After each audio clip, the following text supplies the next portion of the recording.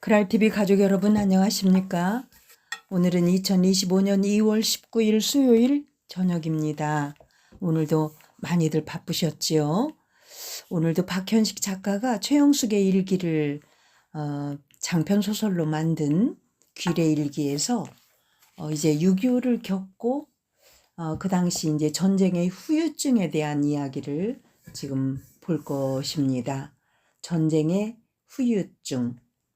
기나긴 겨울이 물러갔다. 영숙은 더는 추위와 싸우지 않아도 되었다. 따뜻한 봄이 왔다. 추위로 고생하지 않아도 된다는 생각이 들자 마음이 놓였다. 하지만 전염병이 돌고 있었다. 피난 갔다가 집에 돌아와 보니까 집이 전부 전소했었잖아요. 불이 타서 전부 웅덩이 같은 데에서 그냥 식구가 얼어 죽지 않은 게 다행이에요. 먹을 것도 없고.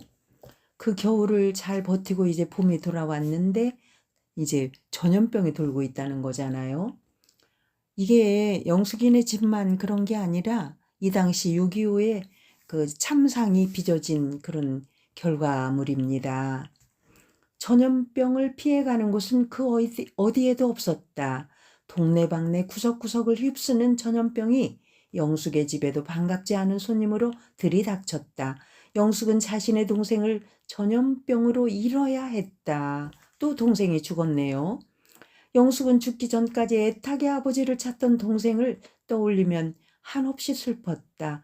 날씨는 점점 따뜻해져 먼 산에 아지랑이가 피어오르고 있었다. 국민병으로 가 있던 남자들이 하나 둘 마을로 돌아오기 시작했다. 아버지도 돌아왔다. 영숙은 동생이 조금만 견뎌주었으면 아버지를 볼 수 있었을 거라는 생각에 마음이 서러웠다. 이 어린 영숙이가 커나는 과정에서 동생을 여러 명 하늘나라로 떠나보냈어요. 아파서 죽고 이렇게 전쟁통에 또 죽고. 자, 봄이 오고 있었지만 남아있는 것은 아무것도 없었다. 농사를 지을 수조차도 없었다. 하지만 가족들은 그대로 살 수는 없었다. 가족들은 이웃과 함께 흙벽돌을 찍어 집을 지었다. 하지만 지붕이 무너지고 벽이 허물어졌다. 이를테면 반쪽만 남은 집에 불과했다. 배가 고팠다. 하지만 전쟁으로 폐허가 된 집이 점점 수선되는 것처럼 가족들의 상처도 조금씩 아물어가고 있었다. 다만 넷째 작은아버지가 돌아오지 않는 일만 빼놓고 생각하면 모두 괜찮아지고 있었다. 넷째 작은아버지가 지금 안 돌아오고 계신 거예요. 전염병은 넷째 작은어머니마저 데려갔다. 작은어머니 돌아가셨네요. 평온함을 되찾아가던 가족들은 휘청할 수밖에 없었다. 엎치고 덮친 격으로 김천 형무소로부터 한 통의 편지가 날아왔다. 연락 두절이던 넷째 작은아버지로부터의 편지였다. 형님 보십시오. 저는 우상이하고 집으로 돌아가다가 김천 경찰서에 도피한 죄로 붙들려 문초를 받았습니다. 나는 도민증과 증명이 있는데 큰 집 우상이는 없어서 나는 여러 형제고 우상이는 독자라 제 것을 주어 대신 행세를 하게 하여 무사히 집으로 돌려보냈습니다. 참 이런 일도 있었네요. 나는 그로 인해 여기 남아 빨갱이 누명을 쓰고 지금 형무소 생활을 하고 있습니다. 이렇게 아름다운 이야기가 또 어디 있겠어요. 머지않아 사형에 처해질지도 모르는 상황이라서 이렇게 급하게 형님에게 편지를 올렸습니다. 오셔서 절 좀 구해주세요. 편지를 쥐고 있던 아버지의 손이 심하게 떨리고 있었다. 영숙은 심상찮다고 여겨져 불안한 마음으로 물었다. 아버지, 이게 무슨 편지예요? 무슨 내용이에요?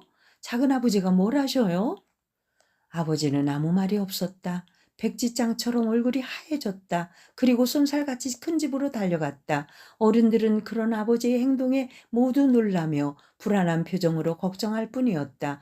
얼마간 시간이 지났다. 큰 집에 갔던 아버지가 돌아왔다. 영숙은 창백해진 아버지의 표정을 살폈다. 아버지는 넋을 놓고 있었다. 먼 곳을 바라보다가 편지를 바닥에 떨어뜨리고 말았다. 가족들이 그 편지를 읽어나가기 시작했다. 어른들의 표정은 점점 하얗게 변해갔다. 그러자 입을 닫아 걸고 있던 아버지가 얘기했다. 이럴 때가 아니지. 얼른 진정서에 도장을 받아야겠어요. 마을 사람들한테 도장을 받아 형무소에 가면. 그래요, 형님. 아무것도 하지 않는 것보다야 훨 낫죠. 영숙은 마음이 심란해졌다. 뭔지는 잘 모르지만 불안하고 초조했다. 넷째 작은아버지에게 좋지 않은 일이 생겼다는 건 가족들이 나누는 이야기만으로도 알 수 있었다. 괜찮으실까? 영숙의 아버지가 주섬주섬 채비하며 밖으로 달려나갔다. 그것 말고는 다른 방법은 없다는 듯이. 하지만 진정서에 도장을 받는 데에는 열흘이라는 시간이 훌쩍 지나버렸다. 형무소에서 돌아온 아버지와 셋째 작은아버지의 모습은 수척하기 그지없었다. 넷째 작은아버지가 돌아오기를 학수고대하던 가족들도 망연자실한 모습이었다. 영숙도 덩달아 불안해졌다. 얼굴이 굳어진 아버지는 쉽게 입을 열지 못하고 있었다.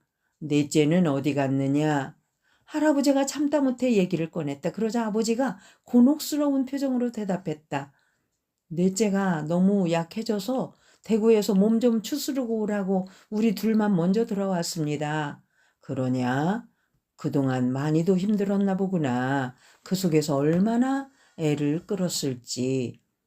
결국 두 사람의 대화에 귀를 쫑긋해 있던 할머니 양볼 주름 사이로 눈물이 뚝뚝 떨어져 내리고 말았다. 셋째 작은아버지도 방에서 나와 조용히 흐느끼기 시작했고 또한 아버지의 어두운 표정도 거치지 않았다. 왜요? 무슨 일이 있었던 건가요? 영숙의 어머니가 재차 묻자 아버지가 무겁게 입을 열었다. 이미 형무소에 갔을 때는 너무 늦었네. 넷째 시체만 보고 왔는데 어찌나 고문을 많이 받았는지 몸이 퉁퉁 붓고 머리털이 다 빠져 있었지. 알아보기조차 힘들었네. 헌병 장교가 말하길 사형시키기 직전에 불러다 놓고 마지막 할 말을 물으니 소원은 없다 하면서 고향에 계신 부모님께 마지막 절이나 올린다고 하며 고향 쪽을 향해 절을 3번 하고 대한민국 만세를 3번 불렀다는군. 이 말을 어떻게 부모님께 할 수 있겠니? 아버지는 고개를 숙이고 참던 눈물을 결국 쏟아냈다. 가족들은 비통한 소식에 할 말을 잃고 멍하니 제자리에 못에 박힌 듯 오랫동안 서 있었다. 영숙은 넷째 작은아버지의 얼굴을 떠올렸다. 그렇게 좋은 분이 돌아가시다니. 영숙의 어머니도 흐르는 눈물을 주체하지 못하고 저고리로 눈물을 훔쳤다. 세상에 비밀은 없는 법. 아버지의 거짓말은 오래가지 못했다. 알아 누우신 할머니는 다시는 큰 집을 보지 않겠다 했으나 간곡한 아버지의 부탁으로 겨우 힘을 차려 자리에서 일어났다. 영숙은 전쟁이 남긴 상처가 다 아물려면 아주 많은 시간이 필요할 것 같았다. 이렇게 아름다운 이야기도 있어요. 자기 대신 우상이를 집으로 돌아가게 하기 위해서, 왜냐하면 우상이는 독자라고 자기가 볼모로 잡혀 있고 우상이를 보냈잖아요. 이렇게 자기 목숨하고 바꾸는 이런 아름다운 이야기가 참 있었지요.